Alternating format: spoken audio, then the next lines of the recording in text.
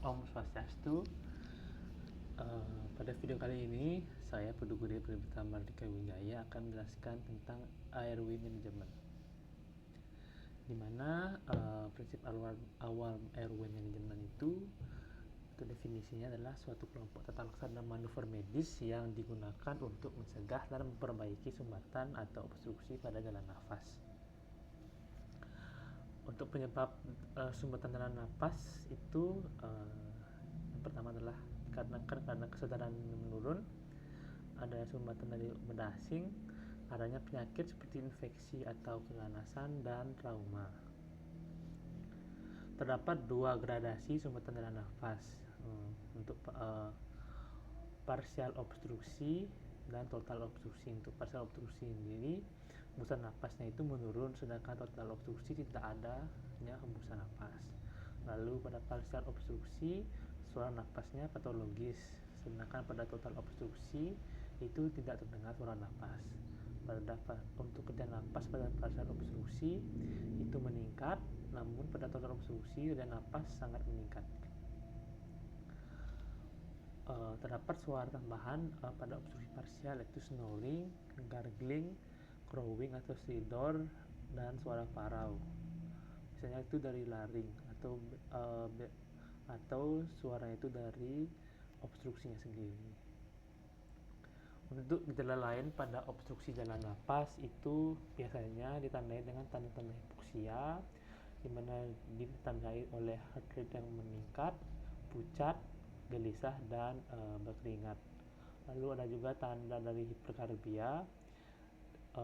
Hiperkarbia ini adalah meningkatnya kadar karbon dioksida di dalam darah, seperti sianotik, darah berwarna kebiruan, dan perdarahan merembes dari luka operasi.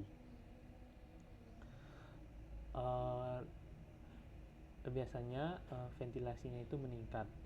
Lalu adanya juga interacting dari otot-otot suprasternal. Untuk prinsip tata laksana sumbatan jalan napas, yang pertama adalah pemeriksaan jalan napas digunakan dengan look, lihat gerakan napas, pengembangan dada, retraksi, warna mukosa kulit dan keseluruhan. Lalu listen, dengar aliran napas suara dari pasien. Lalu feel, rasakan aliran udara pernapasan dengan pipa penolong. Untuk teknik airway management sendiri ada teknik dasar dan teknik lanjutan. Untuk teknik dasar itu tanpa pelatihan dan alat khusus, meliputi manuver kepala dan leher dan abdomen.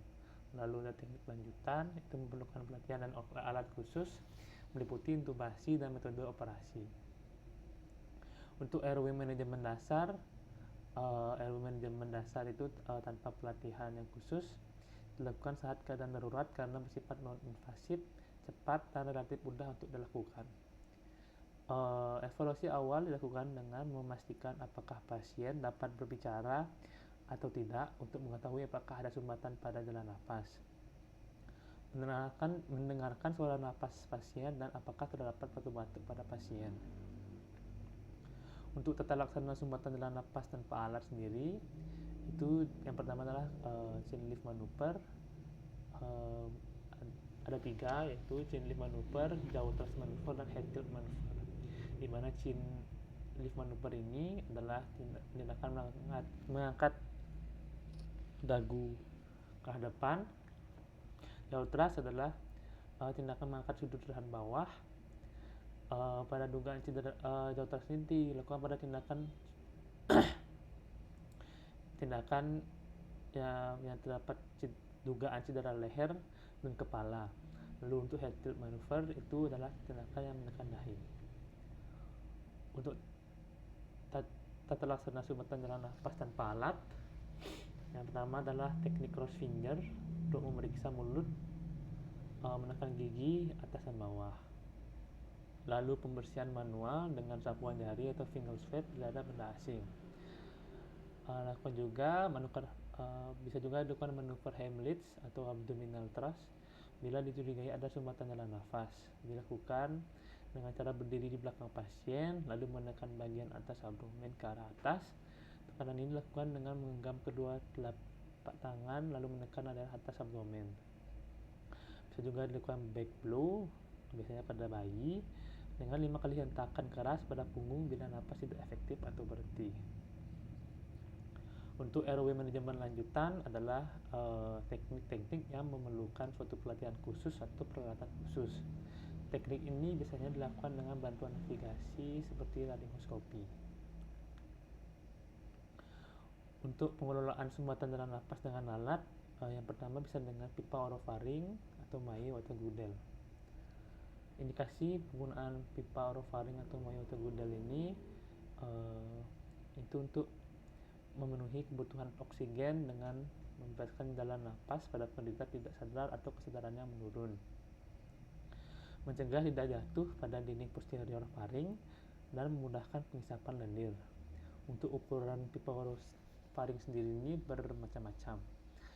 Ukuran itu disesuaikan dengan cara mengukur dari mulut ke mandibula. Lalu untuk cara pemasangan dari pipa orofaring sendiri, ini adalah pilih ukuran pipa yang sesuai dengan penempatan pipa di pipi pasien, dengan bagian datar di bibir, ujung dari pipa di dagu pasien. Masukkan pipa, kemudian balik pipa sehingga bagian atasnya menghadap ke muka. Lalu fiksasi pipa dengan plester dan letakkan di pipi dan melintasi bagian datar dari pipa. Jangan menutupi bagian terbuka dari jalan napas. Lalu yang kedua dengan suction atau alat mengisap.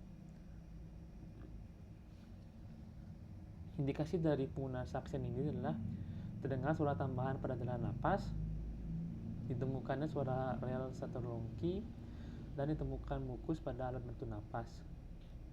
Jenis suction ada 3, mobile type, portable type, dan transport type. Untuk waktu suction, biasanya waktu suction itu kurang dari 10 detik. Yang ketiga, menggunakan pipa endotrakeal atau ETT. Indikasi penggunaan dari pipa endotrakeal ini pertama adalah apneu, yaitu yang kedua kontrol sistem saraf pusat terhadap pernapasan tidak adekuat, adanya obstruksi dalam napas, dan keadaan yang berpotensi kuat menimbulkan obstruksi dalam napas, misalnya inhalasi asap kebakaran, hematoma pada jalan napas yang meluas, lalu hilangnya refleks protektif dalam napas, usaha napas yang berlebihan yang bisa menyebabkan kelelahan pernapasan, lalu perlunya pemberian udara bertekanan tinggi untuk mempertahankan pertukaran gas alveolar, dan perlunya pemakaian ventilasi mekanik. Sebelum pipa endotrakeal dimasukkan, dapat dibantu dengan insersi dari laryngoskop untuk membuka jalan napas dan mempermudah memasukkan pipa endotrakeal. Cara insersi ada 2 cara insersi, yaitu cara insersi daun laryngoskop lengkung dan cara insersi daun laryngoskop lurus. Perhatikan juga posisi ujung daun laryngoskop terhadap epiglotis.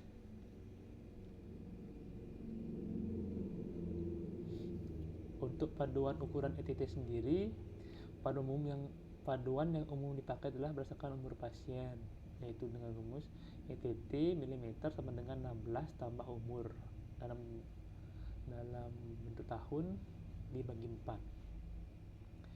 Paduan yang paling sederhana adalah dari kelingking pasien.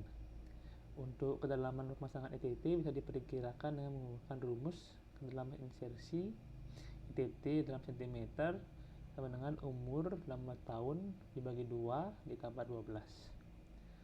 Untuk cara memastikan ETT telah dipasang dengan benar, yaitu periksa kedalaman ETT dengan melihat angka penunjuk di ETT sesuai dengan perhitungan rumus di atas, tepat di gigi seri di tengah pasien. Lalu adanya pergerakan dinding dada yang simetris, lakukan auskultasi untuk mendengar bunyi napas yang simetris, amati adanya distensi daerah abdomen untuk mendeteksi pemasangan ETT yang salah, ukur kadar N-tidal CO2 dengan menggunakan detektor polarimetrik, dan konfirmasi letak ETT dengan fototorak. Untuk penggunaan sumbatan dalam napas dengan alat, yaitu yang keempat adalah laryngeal mask airway atau LMA. Indikasinya penggunaan LMA ini itulah yang pertama adalah memberikan ventilasi tekanan positif pada penderita yang bernafas spontan.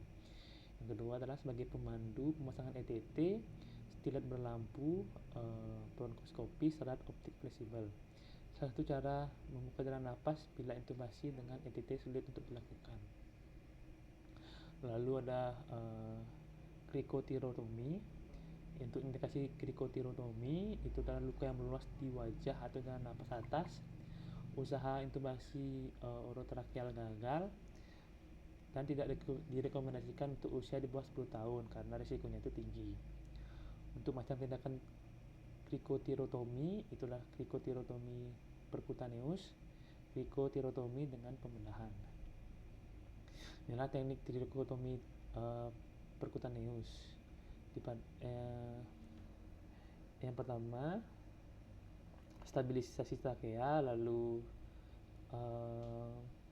kita sundukkan fluid 30-45 derajat, suction sampai tampak gelembung udara masuk ke dalam syringe yang berisi larutan garam fisiologis untuk mengkonfirmasi posisi trakea. Lalu kateter diikatkan ke hook dan suntik dalam posisi statis. Tahan kateter dengan kuat, cabut jarum atau syringe dan sambungkan ke oksigen dengan pipa tekanan tinggi. Sekian dan terima kasih. Semoga video ini bermanfaat bagi kehidupan kedepannya. Om Santi Santi.